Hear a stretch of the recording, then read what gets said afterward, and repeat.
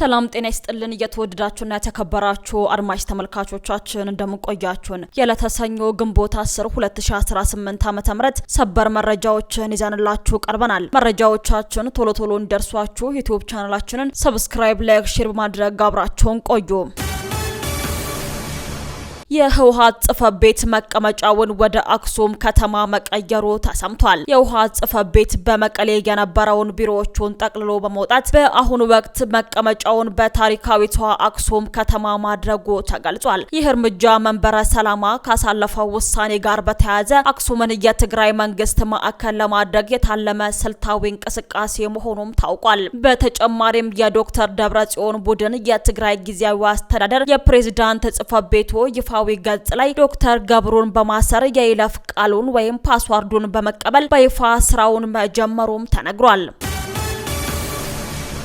አዲስ ኃይል ስልጣን እንዲረከብ ፌዴራል መንግስት ግፊት እንዲያደርግ ጀነራል ሳሞራ የኑስ አሳሰቡ። የትግራይ ክልልን ስልጣን የሚረከብ አዲስ ኃይል እንዲመጣ የፌዴራል መንግስት ኃላፊነት ወስዶ ግፊት እንዲያደርግ የቀድሞ የጦር ኃይሎች ጠቅላይ ኤታማዦር ሹም ጀነራል ሳሞራ የኑስ ጥሪ አቅርበዋል። ጀነራሉ ከወጋህታ ጋዜጣ ጋር ባደረጉት ቃለ ምልልስ ሰሞኑን በትግራይ ክልል የፈረሰውን ምክር ቤት ተጠቅሞ የቆዩ አመራሮችን ወደ ስልጣን የመመለስ ተግባር ጥቂቶች ፍላጎትና ህገወጥ ነው ሲሉም ተናግረዋል። ድርጊቱ ህዝቡን ለከፍተኛ ጭንቀት የዳረገ እንዲሁም የፖለቲካና የጦር አመራሮቹ ከተጠያቂነት ለማምለጥ ያደረጉት ሴራ ሲሉም ገልጸውታል። የፌዴራል መንግስት ጉዳዩን በብስለት እንዲይዘው የመከሩት ጀነራል ሳሞራ የትግራይ ህዝብ አመራሮቹን ከዚህ በላይ መታገስ እንደሌለበትና መንግስት አዲስ ኃይል ወደ ስልጣን እንዲመጣ እንዲሰራም አሳስበዋል። ሆኖም አዲሱ ኃይል ማን እንደሆነ በዝርዝር አላብራሩም።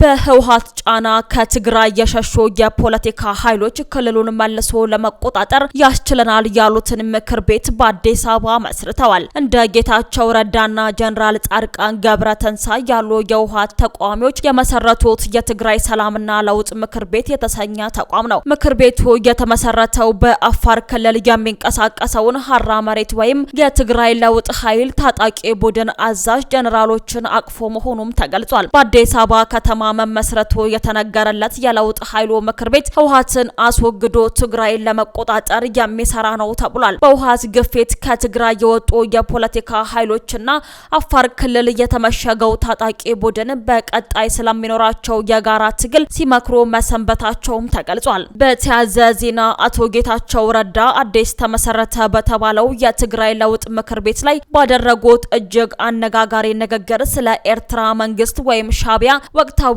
አቋምና ወታደራዊ አቅም እጅግ ጠንቀር ያለ ትንታኔን ሰጥተዋል። አቶ ጌታቸው በንግግራቸው ወቅት ሻዕቢያ የፌዴራል መንግስት ጋር የመዋጋት አቅምና ድፍረት የለውም በማለት የኤርትራ መንግስት ከኢትዮጵያ የፌዴራል መከላከያ ሰራዊት ጋር ፊት ለፊት ለመጋፈጥ የሚያስችል ወታደራዊ ልዕልናም ሆነ የልብ ድፍረት ፈጽሞ እንደሌለው በይፋ ተናግረዋል። ይህ የአቶ ጌታቸው ንግግር በኤርትራ ድንበር አካባቢ በራያና በወሎ በኩል ስላለው ወቅታዊ የደህንነት ሁኔታ የሚናገሩት የተጋነኑ ወሬዎች ሙሉ በሙሉ ለማፍረስ የታለመ ነው ተብሏል። አክለውም በአሁኑ ወቅት የሻዕቢያ ስጋት በትግራይ ህዝብ ላይ የስነ ልቦና ጫናን ለመፍጠር ክልሉን ይበልጥ ለማዳከም የሚደረግ የፕሮፓጋንዳ አካል እንጂ ከፌዴራል መንግስቱ ጋር ወደ ቀጥተኛ ጦርነት ለመግባት የሚያስችል አቅም እንደሌለው ሀሳባቸውን ሰጥተዋል። ተመሰረተ የተባለው አዲሱ የለውጥ ምክር ቤት ይህንን ተጨባጭ እውነት በመረዳት በህዝቡ ላይ የሚረጋገጡትን ማናቸውንም የውጭም ሆነ የውስጥ ስጋቶችን በትክክለኛ ማስረጃና ስትራቴጂ ለመመልከት በቁርጠኝነት እየሰራ መሆኑን የገለጹት አቶ ጌታቸው በትግራይ ህዝብ ስም የሐሰት ስጋትና ፍርሃት የሚነዙ አካላትን አካሄድ በጽኑ እንኮንናለን ሲሉም ተደምጠዋል። የኢትዮጵያ ምርጫ ቦርድ የክትትል ቡድኖች በምርጫ አካባቢዎች ላይ ያጠኑትን የጸጥታ ሪፖርት አቀረቡ። የኢትዮጵያ ብሔራዊ ምርጫ ቦርድ 7ኛው ጠቅላላ ምርጫ በሚካሄድባቸው አካባቢዎች ላይ ስምሪት ተሰጥቷቸው የነበሩ የክትትል ቡድኖች ያጠኑትን ዝርዝር ሪፖርት ይፋ ተረክበዋል። ቦርዱ ቀደም ሲል በጥር ወር 2018 ከተለያዩ ተቋማት የተሰበሰበውንና በአረንጓዴ ቢጫና ቀይ የተፈረጀውን የጸጥታ መረጃ መሰረት በማድረግ ውይይቶችን አድርጓል። ይሁን እንጂ ከመንግስት አካላትና ከተፎካካሪ ፓርቲዎች በደረሱ መረጃዎች መካከል የነበሩት ልዩነቶች በጥልቀት ለመመርመር መጋቢት 28 ቀን 2018 ዓ.ም የጋራ የክትትል ቡድን አዋቅሮ ስምሪት ሰጥቷል።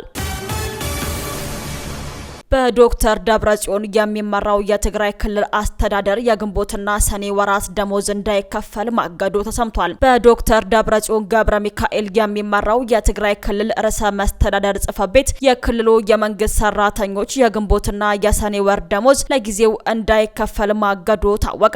አስተዳደሩ ለዚህ ውሳኔ እንደ ምክንያት የጠቀሰው በአሁኑ ወቅት በተለያዩ መስሪያ ቤቶች ያለው የደሞዝ አከፋፈል ወጥነት የሌለውና ኢፍትሐዊና ግልጽነት ጎደለው ሆኖ በመገኘቱ ነው ተብሏል። በመሆኑም ፍትሐዊነትን የሚያረጋግጥና የተማከለ ያከፋፈል መመሪያ ተዘጋጅቶ ስራ ላይ እስከሚውል ድረስ ማንኛውም መስሪያ ቤት በራሱ ፍላጎት ደሞዝ እንዳይከፍል በደብዳቤ አሳስበዋል። በትግራይ ክልል ካለፈው ጥቅምት ወር ጀምሮ ከፌዴራል መንግስት የሚላከው የበጀት ድጎማ በገንዘብ ሚኒስቴር ትዕዛዝ ተቋርጦ መቆየቱ የሚታወስ ሲሆን አስተዳደሩ በዚህ ደብዳቤ ላይ የፌዴራል መንግስት በጀትን በመከልከሉና በፈጠረው ጫና ምክንያት ሰራተኞች ደሞዛቸውን በወቅቱ ለማግኘት መቸገራቸውን በድጋሜ ጠቁሟል።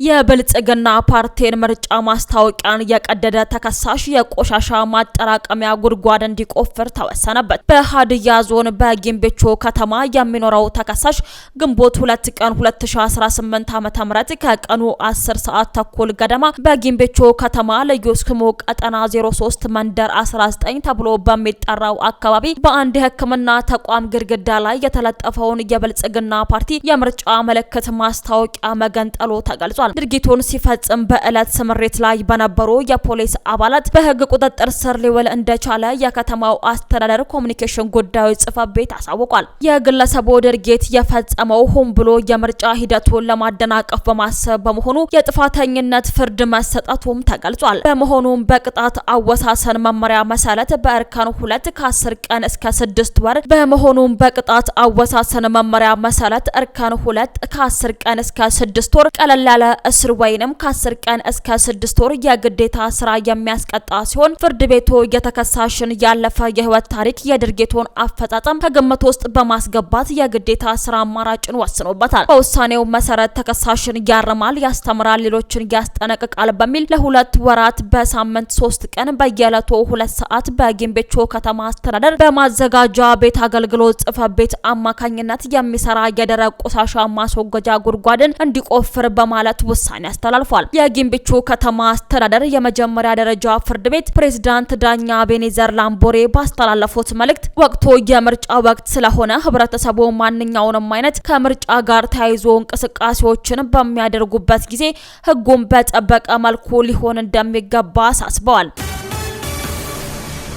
ከዓመት ከመንፍቅ በላይ ምርት አቋርጦ የነበረው የጣና በለስ ስኳር ፋብሪካ ምርት መጀመሩ ተገለጸ። በአማራ ክልል አዊ ዞን ጃዌ ወረዳ የሚገኘው ፋብሪካው በኃይል ማከፋፈያ ጣቢያ ብልሽት ሳቢያ ምርት አቁሞ የነበረ ሲሆን ሰራተኞቹም በወንጂ ሸዋ፣ በመተሃራና ኦሞ ኩራዝ ቁጥር 1 እና ኦሞ ኩራዝ ቁጥር 3 ስኳር ፋብሪካ በጊዜያዊነት ተመድበው ነበር። ሆኖም ፋብሪካው በአሁኑ ወቅት በትንሹ 5000 ሰራተኞች እንደሚያስፈልጉት የፋብሪካው ኃላፊዎች መናገራቸውን የክልሉ መገናኛ ብዙሃን ዘግቧል። በፋብሪካው ስራ ለመቀጠር የሚፈልጉ ወገኖች የስራ ዕድሉን ተጠቃሚ እንዲሆኑ ጥሪ ያደረጉት ኃላፊዎቹ ፋብሪካው በሙሉ አቅሙ ማምረት ሲጀምር ከ25000 በላይ ለሚሆኑ ዜጎች የስራ ዕድል ሊፈጥር ይችላል ማለታቸውንም የዜና ምንጩ ጠቅሷል። ሩሲያ የአስቸኳይ ጊዜ አዋጅን አወጀች። የዩክሬን ድሮኖች በራይዘን የነዳጅ ማጣሪያ ላይ በፈጸሙት ጥቃት ከፍተኛ ውድመት መድረሱንና ስትራቴጂካዊ በሆኑ ቀጠናዎች ላይ የእሳት አደጋ መከሰቱን ተከትሎ የሩሲያ ባለስልጣናት በአንዱ ተጎጂ ከተማ ላይ የአስቸኳይ ጊዜ አዋጅን አውጀዋል። በተመሳሳይ ወቅት ሞስኮ በዩክሬን ይዞታዎች ላይ አዳዲስ ጥቃቶችን እየሰነዘረች ሲሆን ሁለቱም ወገኖች ከጠላት የጦር ግንባር በስተጀርባ ባሉ ጥልቅ ይዞታዎች ላይ ረጅም ርቀት በሚጓዙ ድሮኖችና ትክክለኛ ኢላማቸውን በሚመቱ ጥቃቶች ላይ ይበልጥ መተማመናቸውን ተከትሎ በተለያዩ ግንባሮች ላይ ያለውን ጫና በርትቷል። እየተባባሰ የመጣው የጥቃት ማዕበል ግጭቱ መሰረተ ልማትን ወደ ማውደም ሰፊ ጦርነት እየቀየረ መምጣቱን የሚያመለክት ሲሆን ሁለቱም ሀገራት የሎጂስቲክ የነዳጅ ማጠራቀሚያዎች፣ የአየር መከላከያ ስርዓቶችንና የወታደራዊ አቅርቦት መረቦችን መዳረሻ በማድረግ ላይ ይገኛሉ። ኢራን የኒውክሌር ጣቢያ አቅራቢያ ላይ ጥቃት ፈጸመች። የተባበሩት አረብ ኤምሬቶች እሁድ ዕለት የኒውክሌር ኃይል ማመንጫው አቅራቢያ የተፈጸመው የድሮን ጥቃት እሳት እንዲያነሳ ማድረጉን አሳውቀዋል። ክስተቱን አደገኛ ግጭት የማባባስ ስትል የጠራችው ኤምሬት ባለስልጣናት ጥቃቱ ከየት እንደተፈጸመ እየመረመሩ መሆኑንም ገልጻለች። የሀገሪቱ መከላከያ ሚኒስቴር እንደገለጸው ድሮኖቹ ወደ ኤምሬቶች ግዛት የገቡት በምዕራብ የድንበር አቅጣጫ በኩል ነው ብለዋል። ሁለቱ ድሮኖች እንደተጠለፉና ሶስተኛው ግን በአቡዳቢ የሚገኘው የባራካ የኒውክሌር ኃይል ማመንጫ ከውስጣዊ ቅጥር ግቢ ይዞታ ውጪ የሚገኝ የኤሌክትሪክ ጄኔሬተርን እንደመታም ተገልጿል። እሳቱ የተነሳው በዚሁ ምክንያት ነውም ተብሏል። በጥቃቱ ጉዳት አለመድረሱን የሚናገሩት ባለስልጣናቱ በአካባቢው የራዲዮሎጂካል ደህንነት ደረጃ ላይም ተጽዕኖ አለማሳደሩን ገልጸዋል። የኤምሬቶች የውጭ ጉዳይ ሚኒስቴር ክስተቱን ተቀባይነት የሌለው ጥቃት ድርጊት በማለትም ጠርተውታል። የተባበሩት አረብ ኤምሬቶች ለማንኛውም ጠበኛ ድርጊት ምላሽ የመስጠት መብት እንዳላትም አሳውቀዋል። ሚኒስተሩ ሰላማዊ የኒውክሌር ኃይል ተቋማትን ኢላማ ማድረግ ግልጽ የዓለም አቀፍ ሕግ፣ የተባበሩት መንግስታት ድርጅት ስምምነትና የሰብአዊ ሕግ መርሆች ጥሰት ነው ብለዋል። የኤምሬቶች መከላከያ ሚኒስተር በበኩሉ የሀገሪቱን ደህንነት ለማዳከም የሚደረጉ ማንኛቸውም ሙከራዎች በጽናት እንደሚጋፈጥ አሳውቋል። ውድ አድማጭ ተመልካቾቻችን ለሰዓቱ ያዘጋጀንላችሁ ሰበርና ወቅታዊ መረጃዎቻችን እነዚህን ይመስሉ ነበር። አብራችሁን ስለነበራችሁ ከልብ እናመሰግናለን። በያላችሁበት ሰላም ቆዩን።